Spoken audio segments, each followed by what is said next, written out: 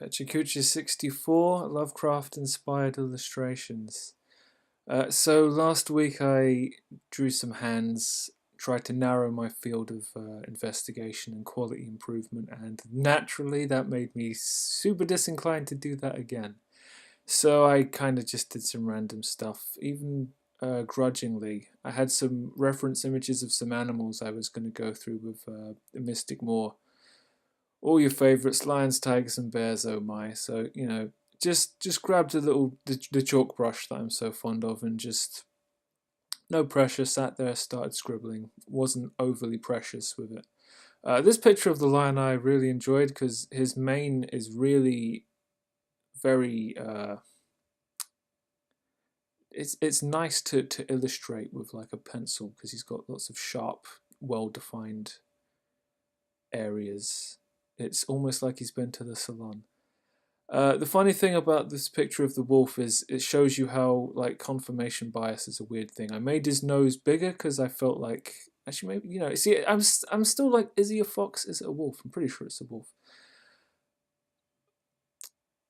But if you didn't see the picture on the left, you probably wouldn't make assumptions about the nose being too long.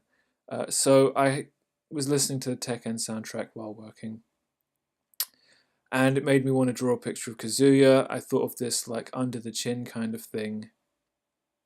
Naturally, it's I wanted him to have his arms folded as well, but I don't really think it would fit within the frame. Unusually, I went and actually got reference, and then I kind of modified the image I'd done. I reshaped the eyes, added his left cheek. Now suddenly his face has a much stronger sense of dimensionality. It's and this is the kind of thing that my work's usually missing. Added a little color and made a little joke, and now I'm on my way. But I think this combination of color and the pencils, if the pencils were a little cleaner, I think this would be a good place for the Smiley Show to inhabit. And actually just on the fly referencing is the way that you're supposed to work, and I really should do it. I have a LinkedIn profile. I don't have a picture. I thought, let me try using the lasso ink style I've been using and do a self-portrait. So I just took a crappy selfie.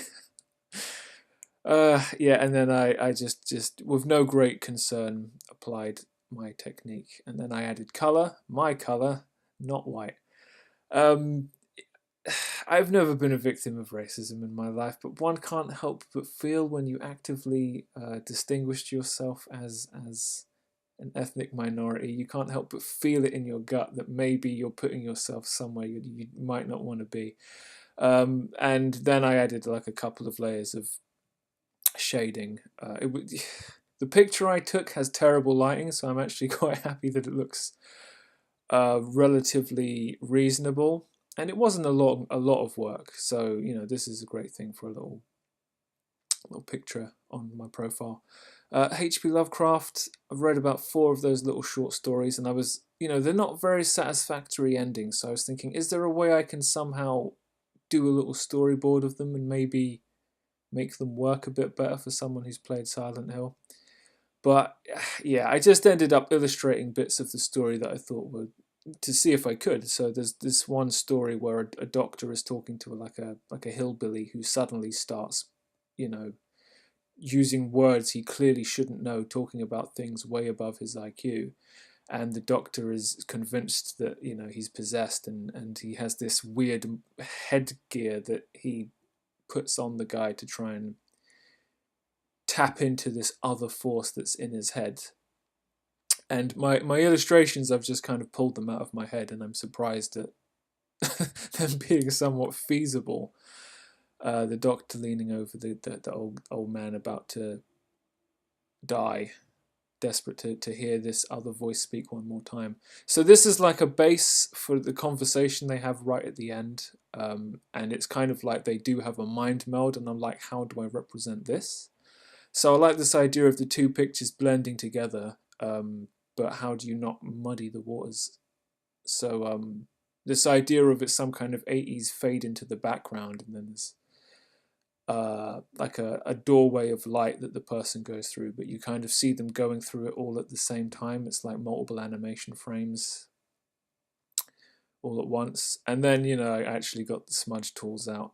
And, they have this conversation in this strange other world. And it's, so I'm kind of thinking of combining, like a grassy hill with like ancient Greek pillars and stone floors. It's difficult really to see it because I'm mixing a lot of stuff, but that's also it is a dream effectively. It's and trying to represent that. At this point I'm just trying to think these things through. So this idea that they're in this strange place and it's in space and blah blah blah. I should have looked at Sandman actually. That could have been useful. So I was just trying to think some things through. So I storyboarded a bit. Both of their faces kind of merge into these wavy lines, and then there's a dot, and the dot becomes a giant sphere, and on that sphere there's a white dot, and on that white dot is the bizarre cityscape in which they're having the conversation, and they're now negatives characters. Something that I've talked about before and should talk about again is the animated cutscenes in Neo. I could probably do a low rent version of them, and I should look into it. They're they're really cool, and I could probably get away with doing them, so I should. That brings us to the end. What should I do going forward? Comics. I know I said that last week, but it was real late in the day I started doing the Lovecraft stuff. And it reminds me that it's not important how good the quality of the artwork is if it's used to propel a story forward. And that's kind of what it is that I want to do. So it's like the Doctor I was drawing. He just had dot eyes behind his glasses, and I feel it was appropriate for accurately and quickly conveying his expressions, and that's good enough. And if I don't worry about the art, then there's no pressure. I can just keep building up this habit of doing stuff, which it's slowly accumulating, and it goes up and it goes down. I'm pretty sure the noir detective thing I was doing with a couple of friends, it's not gonna get done. It's too far a stretch to kind of do a murder mystery where no one knows what's happening. So you've got to figure out the plot on the fly, and then it's all got to be done in black and white. So this is a great opportunity for me to just do that and experiment with the techniques I have, and I think it's a very logical next step, and it kind of encapsulates what I have been doing and what I can do going forward. And I was meaning to go back to it anyway, because I think I'm already formulating who did it in my head. And maybe when I'm doing all that stuff, I can pass by my derelict university blog and maybe turn it into something not so derelict, but we'll have to see, won't we? So that brings us to the end of Pecha Kucha 64, and I'll see you next time.